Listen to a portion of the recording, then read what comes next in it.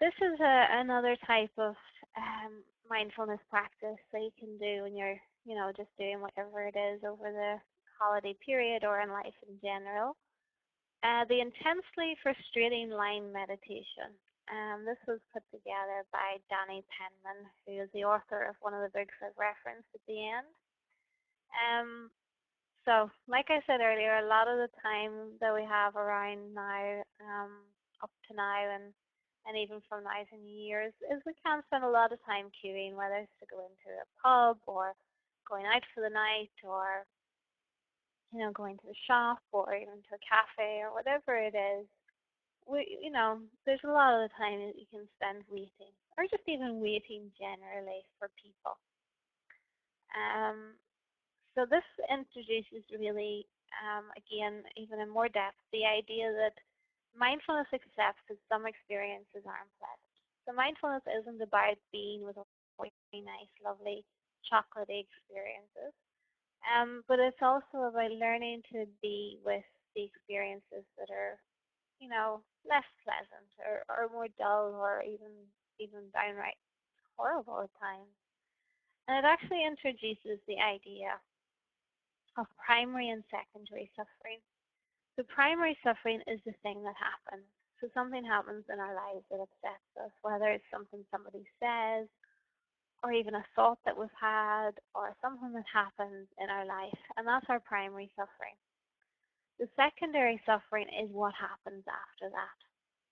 So if we take the line meditation exercise, if we think about what can happen when we're in a line, the primary suffering is the fact that we're bored, agitated, worried, anxious, thinking about the fact, that all this is needing to be done and I'm standing here in a line and there's all these people and it's noisy and all the things that you feel like a lot of the time when these things happen in life. The secondary suffering is whenever we react to that. But it makes us more annoyed, more frustrated, more angry. We start getting more upset about, different things in our lives. It might initiate some emotional reaction within us, some anxiety, some frustration with a certain person.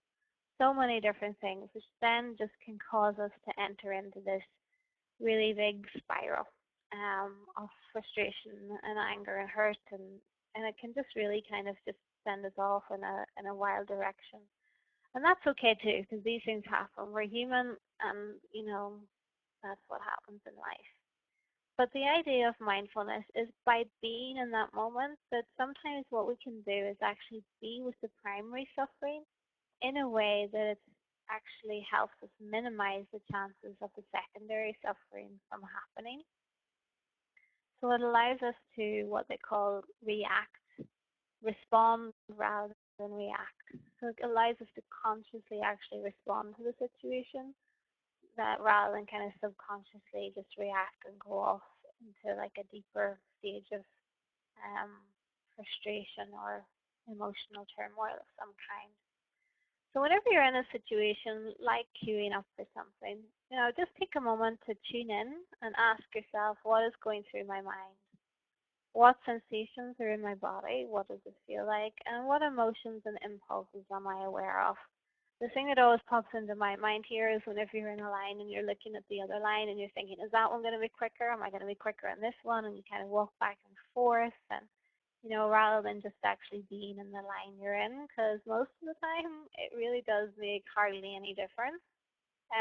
Yeah, you might be a few minutes quicker, but you spend that time, you know, you know, trying to figure out how to quicken the process up. So just again note what it is that you're feeling. And at the bottom here it just says accepting the sensations of primary suffering allows the secondary suffering to take care of itself and to progressively diminish.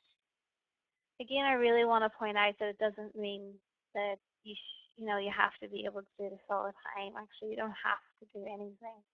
It's about using kind of mindfulness ideas and practice to minimize it. But at the end of the day, it's also about not being judgmental to yourself if things do get on top of you and the primary suffering returns into something secondary, because that's okay too. Again, it's just about noticing and being with that. So, for example, whenever you're in something like a line meditation, what you can do is just, again, focus on your breath. And you can use this for any situation that's a little bit, frustrating, or whenever you're feeling emotional or whatever over the holiday period.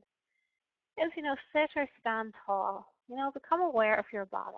Become a little bit more aware of yourself and where you are and who you are and the sensations in your body. And breathe. Come back to the breath.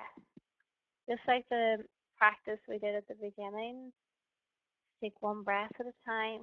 Notice what that breath feels like. Let thoughts wander in and out. Notice them as if they're clouds. Realize that the thoughts are not facts as much as they try and tell you that they are, whatever it is you're worrying about. And just then come back to your breath again. And again, just allow things in that moment to be the way they are.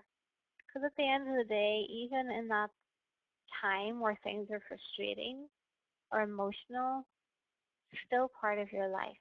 It's still an experience that you can be with and, observe with curiosity. You don't have to like it.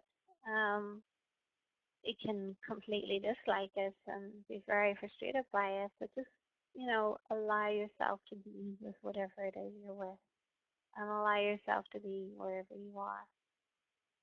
And of course, be here. Just be here. I like the analogy of the fact that we're human beings, we're not human doings. So it is about being, really allowing ourselves to be rather than always being in the future and the past and allowing everything to, kind of spiral into something different. Again, it's easier said than done, so these are just ideas to kind of start to get yourself thinking more than something that you should, expect yourself to be able to do right now, straight away.